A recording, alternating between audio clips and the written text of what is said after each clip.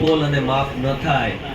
હવે આપણને પરમાત્માએ આ જીવન આપ્યું છે। આપણે પહેલાનો સમય હતો કે કોકનું માગ્યા બળદિયાન માગ્યું ગાડું લઈ આવતા। માગ્યા બળદિયાન માગ્યું ગાડું મળ્યું હોય તો આપણે રાત દિવસ હાંકી અને શું કરતા, આપણા જેટલા કામ હોય ને બધા કરી નાખતા। એમાં પરમાત્માએ છે ને ભાડાનું મકાન આપ્યું છે, અને આ ભાડાના મકામે જો મૂળ મુકામ સુધી પહોંચાઈ ગયું તો પહોંચાઈ ગયું, નકરા કાશીનો બળદિયો ગાડી ફરે, કાશીએ જાવ જાવ થાય અને આંખેથી પાટા અળગા કરે, ત્યાં ઈલો ઈ ખીલો અને ઈની ગમાય તો ક્યાં ગયો તો કે હીરો ગોગે જીયાવો ઢેલે હાથ દઈ આવ્યો, કાંઈ કર્યું નહીં, કોઈ પણ જાતની આની અંદર એને પોતાનું કામ કરી ગયો નહીં। એટલે સંતોએ તો આપણને ઈશારા ખૂબ કર્યા છે કે ભાઈ આ તને સાધન મળ્યું છે અને આના દ્વારા સાધ્યની પ્રાપ્તિ થઈ શકે એમ છે।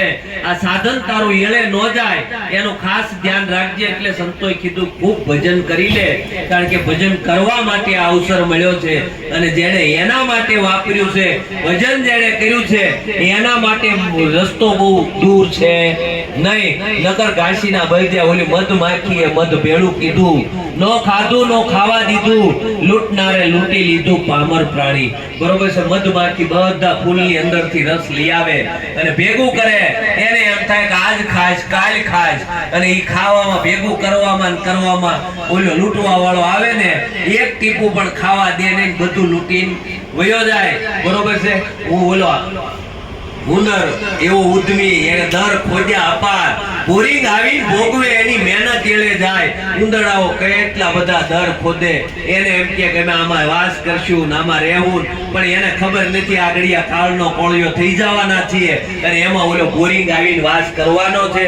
એમ આપણી અંદર આ પરમાત્મા બોલતો ચાલતો છે, આ કામ કરી લીધા જેવું છે, દળતા દળતા ખવાઈ ગયું એટલું આપણું આ કામ ધંધો ઉત્તમ વ્યવહાર કરતા કરતા જેટલું હરિભજન થઈ ગયું ને એ તમારા કામનું છે। બાકી નકર આમાં કાળ રૂપી બોરિંગ આવવાનો છે અને ઈ ભોગવવાનો છે, આપણા હાથમાં કાંઈ રહેવાનું નથી। મૂર્ખ્યાની દાઢડી થઈ દોડી હૃદયમાં જોયું નહીં કાંઈ ખોળી, ખડ વાઢીને ભેગું કર્યું હાથમાં રહી નહીં ખોળી, વેચવા ટાણે વેચ્યું નહીં પીઠ પડી ગઈ મોળી, મૂર્ખ્યાની દાઢડી થઈ દોડી હૃદયમાં જોયું નહીં કાંઈ ખોળી।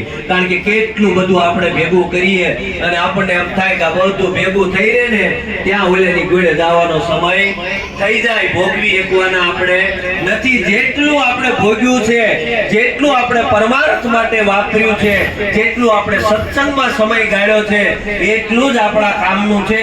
બાકી બધી જેટલી સંપત્તિ આપણને મળી છે ને બધી સંપત્તિના આપણે વોચમેન છીએ।